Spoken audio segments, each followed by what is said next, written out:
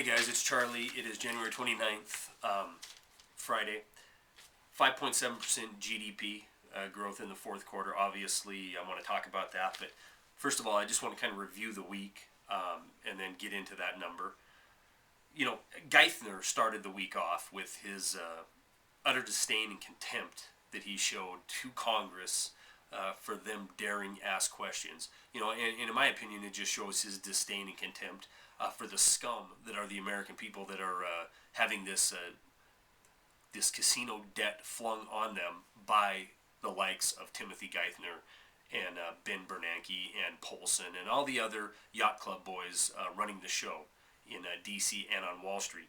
You know, you would have to be a moron not to believe that the president of the New York Federal Reserve Bank, who oversees all the Wall Street firms, who funneled money into AIG, that counterparty payments were made 100%, these people were made whole, and then it was requested that it not be talked about. It was covered up. You know, you would go to prison for so much less, you know, but in fact this ends up being the largest dollar amount crime, the most expensive crime in the history of this nation. You know, worse than Bernie Madoff, worse than Bonnie and Clyde, worse than any bank robber you know. These people do it, but they do it in $15,000 suits, and they have a title behind their name. So they're doing it. They're doing God's work. I mean, we've heard that recently, right? So Bernanke follows the Geithner interrogation on Capitol Hill. Bernanke loses favor, at least with the Senate. You know, at least they come out the day after Geithner's testimony saying, you know, I don't know if I want to support this guy.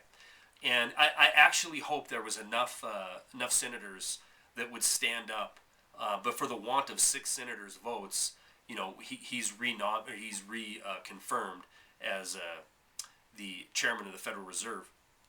And a lot of you had comments like, you know, it isn't going to make a difference if we call. Well, maybe it will, maybe it won't.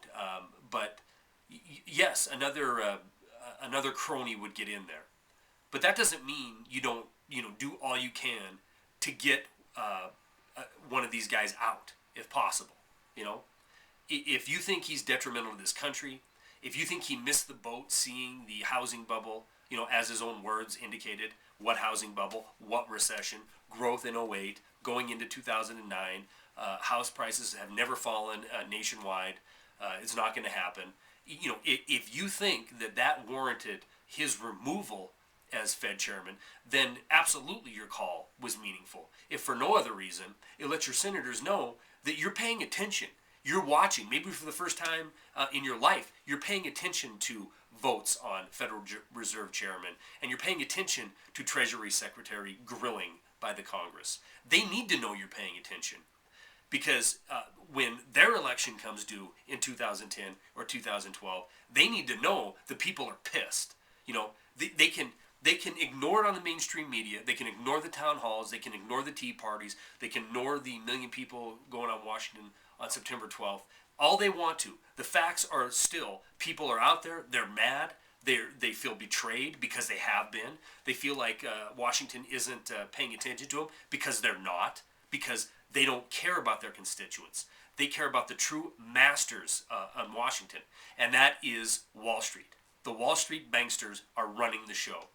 That's why later in the week, when we saw our president go on and give a State of the Union address that was 90 minutes of torture for me, but when the crescendo was building up to him talking about going after the banks.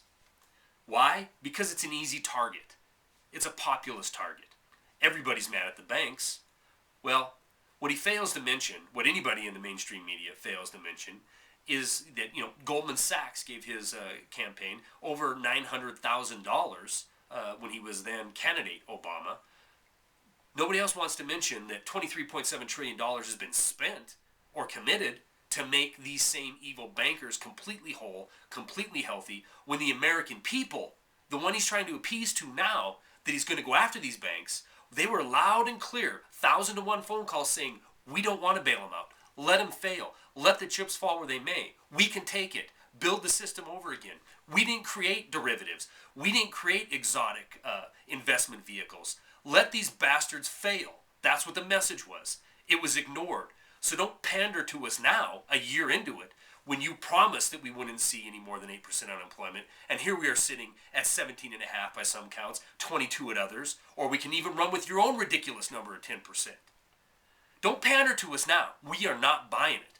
And the only good news that came out today, when this 5.7 garbage was published, was when my phone rang. It wasn't like the third quarter of last year, where it showed a 3% increase, and people called me and said, see, gloom and doom, it's getting better. Spending all these trillions of dollars, selling our future out, paid off, because our economy is getting better. When this number came out this time, those same people called me and said, okay, I give. Who are they trying to fool? Are you kidding me? Why? Because here we are 4 months later, and these same people, they go to work and they see staffs trimmed so bottom lines can be increased. They see their neighborhoods where home prices are upside down, where they see foreclosures. They see more bankruptcies. They see falling real estate nationwide.